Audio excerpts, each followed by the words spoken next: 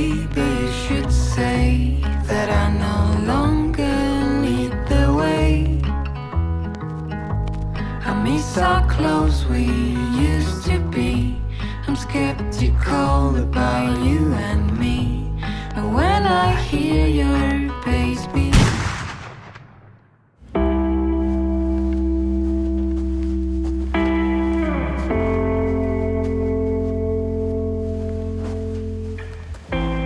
accident occurred in 1989. I was shot in the face with a shotgun. I lost my sight instantly. Hello? After I lost my sight, I had this attitude that nothing can stop me. I ended up in the Department of Correction here in North Carolina. You're talking about, I done exactly about 11 years. Can you imagine just waking up every day like, I wonder what's gonna go down today or what's gonna happen to me today? For a blind man in prison, there wasn't too many options, and I knew I wanted to make a change, but the opportunities was not there. My deepest desire while I was in prison was to contribute to society and pay it back to them. When I lost my eyesight, I lost my identity of who I thought I was or was going to be or could be. It was just like I didn't exist anymore. I did not know how to make my world back my world again. I lost my left eye within 2 operations, but I've had 36 surgeries on my right eye. Was not really prepared to lose all my vision. I did a lot of things that I wouldn't be able to do anymore. It was just too diabolical for me to take the next step to go forward. I didn't know where that step was. I got very depressed, and I didn't feel I was worthy anymore.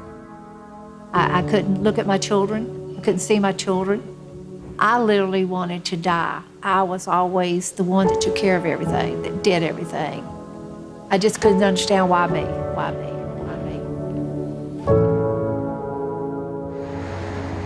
I was a truck driver for about 8 years. I started losing vision and decided, it wasn't safe anymore for me to drive. It went from driving around the country to sitting at home in my living room. I started getting depressed, gained a lot of weight, had a heart attack. I was usually asked to try to drive people places, and now I'm the one asking for a ride. It really took a toll on me. I felt all alone, like nobody understood what I was going through. I didn't fit in because I needed a little help. San Antonio Lighthouse was the first people to contact me and say that they were willing to help. We actively seek out people in the local area that meet our criteria for being legally blind or visually impaired, and we provide them a job opportunity. And then we provide them the skills training, the vocational training, and any of the adaptive technology that they would need to be successful in the job that we've hired them for. My job title is stalker, but I also help with the deployment letters to help the guys find what they need in the store. The Lighthouse was willing to see what my visual impairment was and to help me with tools that I needed to work with. NIB is our parent organization, the umbrella for which all the lighthouses fall under. When we get a priority for federal contracts and for buying, then that allows us to employ blind labor. It allows us to manufacture goods that our soldiers, sailors, airmen, and Marines are going to use when they go downrange. Not only that, it allows us to contribute to the security of our nation, actually. It's awesome. By me being blind, I was assigned to a social worker, and they came to me and said, hey, we have an opportunity for you. And they was telling me that it was a manufacturing plant that sews military apparel for our men and women in the military. The opportunity felt like it was my best way to contribute and give back.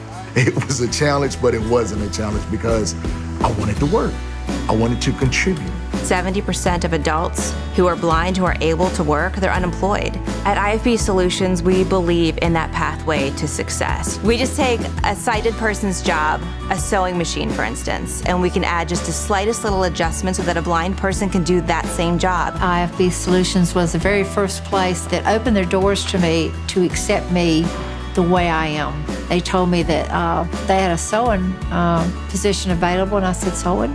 How does somebody blind sew? They made me feel very welcomed and actually as though I was important to them. I hadn't felt that in a long time. We want you here, so you don't worry about it. You just stay calm, and we'll teach you if you have the capacity to learn. My biggest desire in my life was to be able to work without being questioned or criticized because of my disability. My self-esteem was so low. Depression was so bad. The trainers did not give up on me. If one could not get me to accomplish what they wanted done, another one took over. National Industries for the Blind is this amazing umbrella, right? With all of these agencies underneath it, about 100 agencies, and they act as the gatekeeper between the need of the military and the federal government and IFB Solutions, who's gonna make that product with the highest quality. IFB Solution started this Army combat shirt for Massif maybe 8 or 9 years ago. Before I was able to work on this, there was some modification. There was 3 foot pedals because I was one of the first blind people that introduced this particular shirt for the Army. They came to me and said, "Hey, Rod, we need you to help us figure out how to make it accessible for a blind or vision impaired person."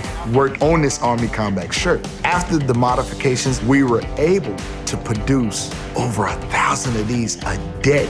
And man, that made us feel good. And I was put into ACS, and we started on the combat shirt. It was a real question mark because it does require a great deal of sewing. For everything that's done on here, there's a person that's done it.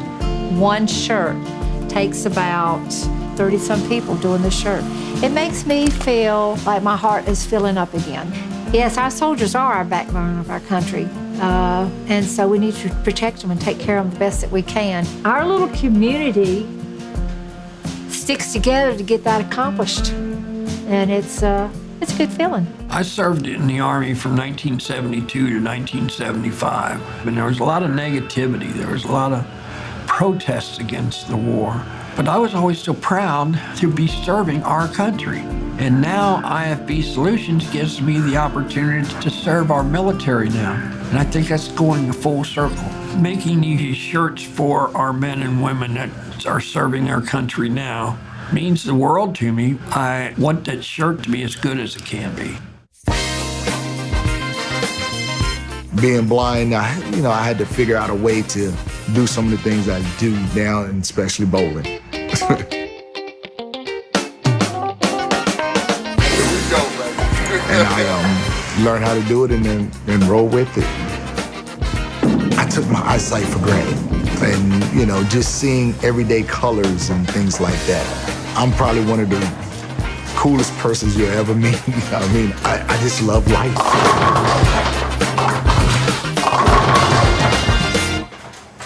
When people see what blind people can do, their minds are blown.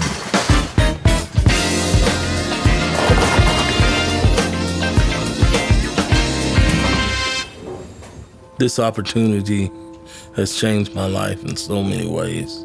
My self-esteem has skyrocketed. I just feel alive again. If San Antonio Lighthouse hadn't come along, I really don't know where that depression would have taken me. Kind of feel like they've saved my life.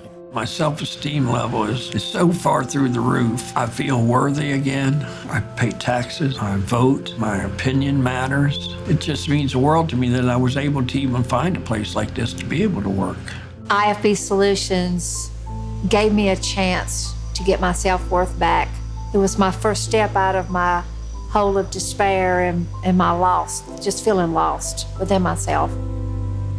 They helped me find me again, the Lynn I've always known. They were my lifeline when I didn't even think I had it left anymore, They just really were. National Industries for the Blind are out there telling our story every day to those people that are in power to make decisions over appropriations and decisions for set-asides and job placements and those things that are important to us as an industry. And they tell our story every day, and they tell it very well.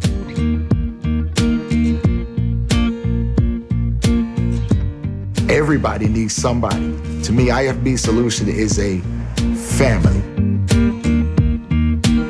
They gave me an opportunity when I didn't think there was an opportunity out there.